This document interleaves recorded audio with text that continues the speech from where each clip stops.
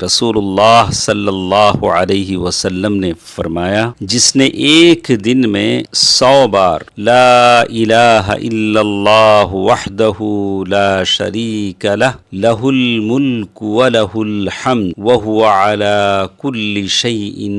कदीर कहा, यानी अल्लाह ताला के अलावा कोई सच्चा माबूद नहीं, वो अकेला है, उसका कोई शरीक नहीं, उसी के लिए बादशाहत और तमाम तारीफें हैं और वो हर चीज पर कादिर है। ऐसा कहने वाले के लिए 10 गुलाम आजाद करने का सवाब है और उसके लिए 100 नेकियां लिखी जाती हैं और उसकी 100 बुराइयां मिटाई जाती हैं और वो पूरे दिन रात तक शैतान से बचा रहता है और किसी अमल का उसके अमल से अफजल न होगा मगर जो कोई इसी कलिमे को 100 बार से ज्यादा